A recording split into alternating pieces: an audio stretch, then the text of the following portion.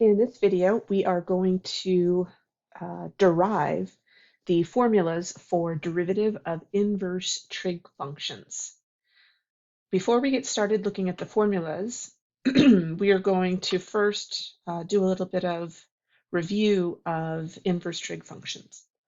This first slide has a graph of a sine function, and we know that the sine function is not a one-to-one function.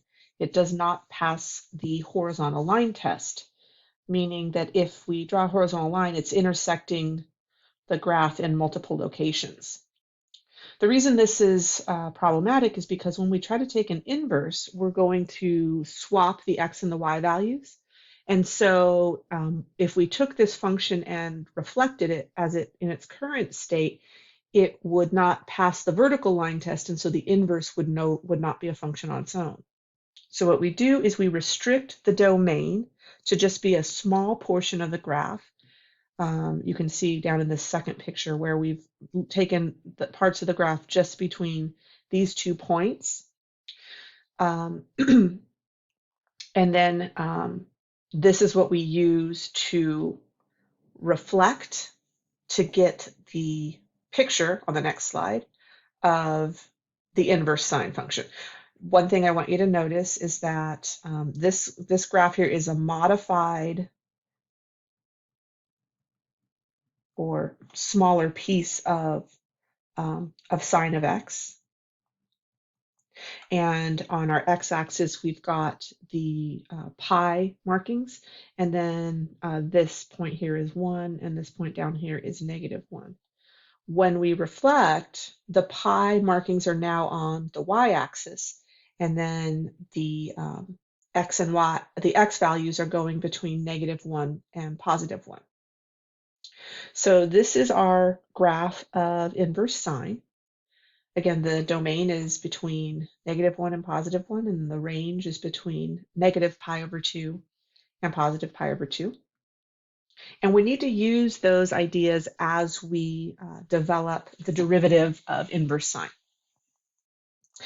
We can see looking at the picture that this is a graph in and of itself, and so we could determine what the slope of a tangent line was anywhere on this small picture that we have. So let's start with the function being defined as sine inverse of x. Because this is an inverse function, if I wanted to go back to the original function, I would interchange x and y. So this first way that I've defined the function means that the sine of y is equal to x. And y in this case, as we can see from the graph, is in between -pi/2 and pi/2. So using this function here, we're gonna look at using implicit differentiation, where we can take the derivative directly of each side. The derivative of sine is cosine. So the derivative of sine of y is cosine of y.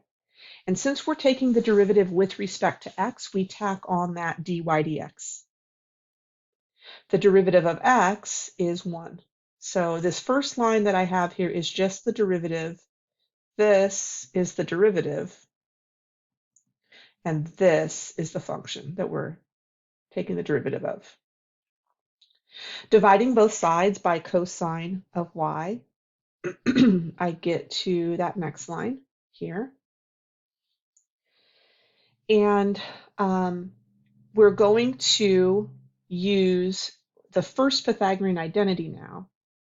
Sine squared of an angle plus cosine squared of an angle is equal to 1. Modifying that, moving sine squared over to the right-hand side and then taking the square root of both sides, I get this new version. There's a little note that's written here saying we need to make sure that what we're taking the square root of is not going to be a negative number. And because we've restricted the y values, we know that cosine is going to be positive. What I mean by that is, if we think about what the graph of cosine looks like, between -pi and +pi, it's all above 0. So that's important because here we're not taking the square root of something negative. And then we go back to that original, and instead of writing sine squared, we change it to x squared here. So that's the math. And putting that all together, we get our first formula for the derivative of inverse sine.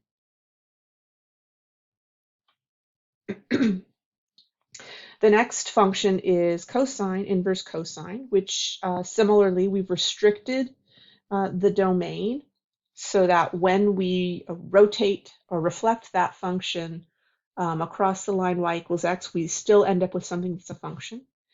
And you can see the graph here on the right. The process is similar to what we did with sine. We define our function to be y equals cosine inverse, and then changing that back into a regular cosine graph, we have the cosine of y is equal to x. And we can see, looking at the graph, that our y values are going to fall between 0 and pi. So then we'll use implicit differentiation on this function. The derivative of cosine is negative sine. And because we're taking the derivative of a function of y with respect to x, we tack this dy dx on. And then the derivative of x is just 1. We're going to, once again, use the Pythagorean identity to solve the equation for sine of y here. And making a substitution, we get this 1 minus x squared. Same exact thing that we had before. The only difference between what we did with sine inverse and what we're getting with cosine inverse is that there's a negative sign. So this is our second function. Again, the two formulas are almost identical, the difference being this negative sign that's out in front. And then the other thing that's different is the x values that we're going between. This is between -1 and 1. Oh, sorry, these are the same, -1 and 1. I'm thinking ahead to tangent, which is my third example. Tangent is a little bit different because, as you recall, the graph for tangent has this repeated set of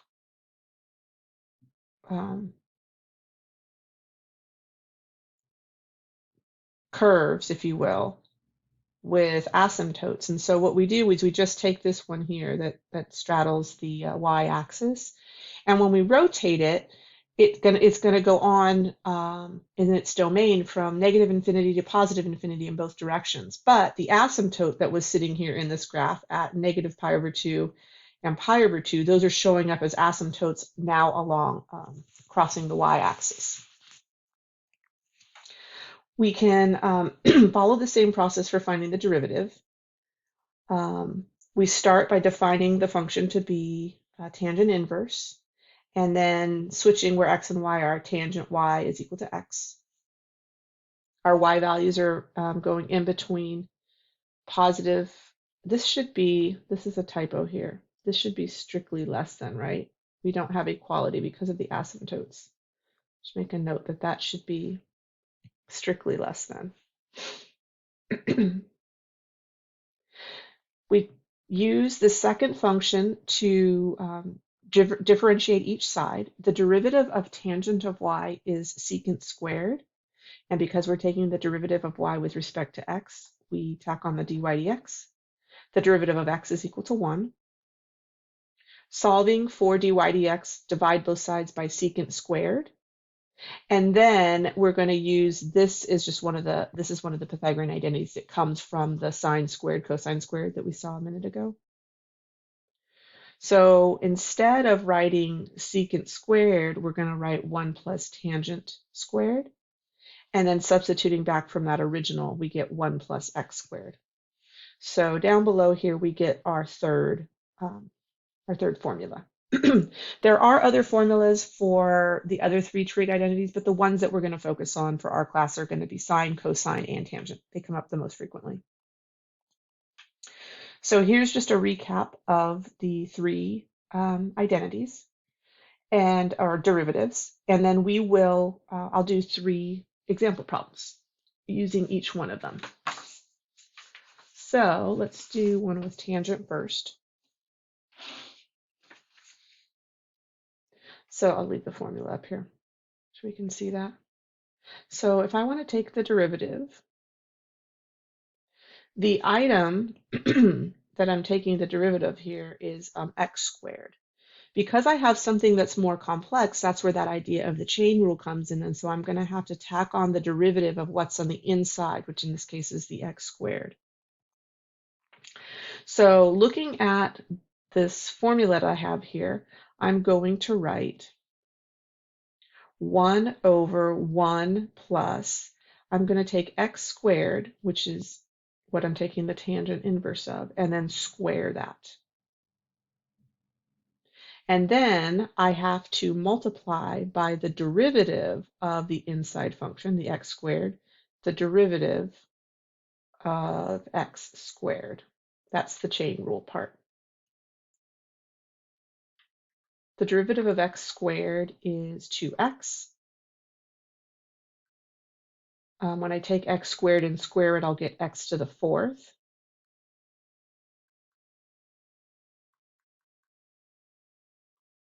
And so I'm ending up with the derivative in this case as 2x over 1 plus x to the fourth.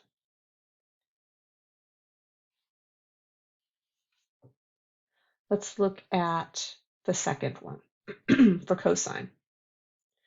What we're taking the cosine inverse of is square root of x. So that's what's going to get plugged in here in our formula. So f inverse of x will be negative 1 over the square root of 1 minus, and then I will have the square root of x squared. And similar to the problem I just did, I need to tack on the derivative of square root of x. Let's do a little side work here. As a reminder, what's our derivative of square root of x? Let's write this as x to the 1/2 power. We bring the power down into the front, and then we drop the power down by 1. So this will be 1 over 2 times the square root of x. All right, so I'll write that here. 1 over 2 square root of x.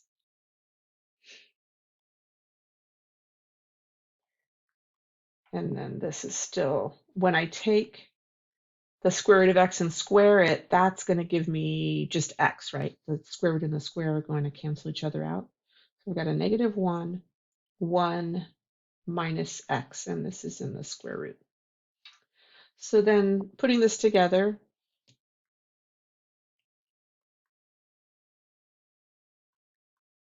I have negative 1 over, I'm going to put the 2 and square root of x here in the front, and then that's multiplied by the square root of 1 minus x. Technically, I could multiply this square root of x into the square root, but it's going to make this last term a little complicated because it'll be x to the first plus x to the 1/2. It'll be x to the 3/2. So it's fine just to leave it on the outside there. I can see what the domain is kind of easily in this factored version, that we can't have x equal to 0 and we can't have x be equal to 1 in this case. In fact, our domain is more restrictive because we also need to consider not taking the square root of a negative number. So in this factored form, it's a little bit easier for us to see the domain. All right, let's do one more example. I'm going to rewrite it over here. I'm running out of room. In this case, we're looking at sine inverse of 1 over x, or sine inverse of x to the negative 1 power. Looks a little bit weird to have these two negative ones next to each other, but so the formula for inverse sine Similar to the one for cosine, but we don't have that negative sign in the front. So let's scoot over here.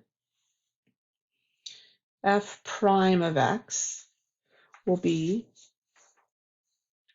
1 over 1 minus x to the negative 1 power squared, and then this whole thing is in the square root. And then we're going to multiply by the derivative of that function on the inside, which is x to the negative first power.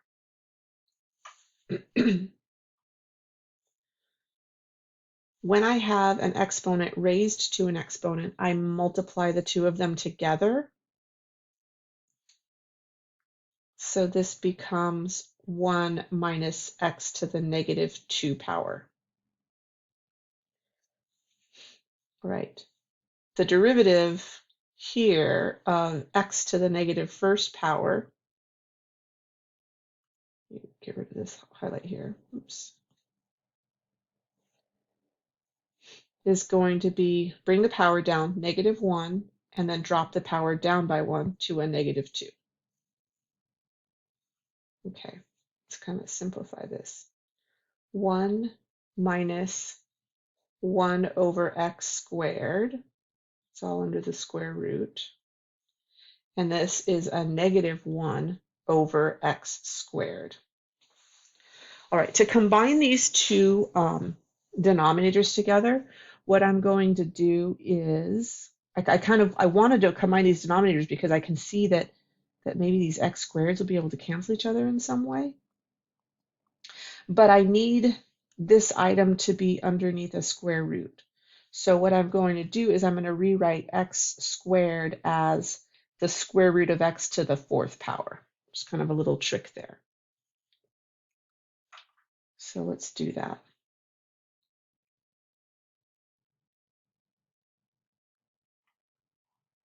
And we'll put this as negative 1 over square root of x to the 4th. And then I'm going to distribute this into both items under the square root because they can all be combined together. So we've got, we'll put the negative 1 here, and then under the square root we'll have x to the 4th minus x squared.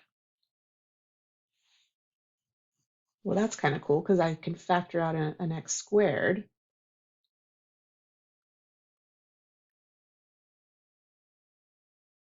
Oops, I don't have enough room here. Let me move this down a little bit.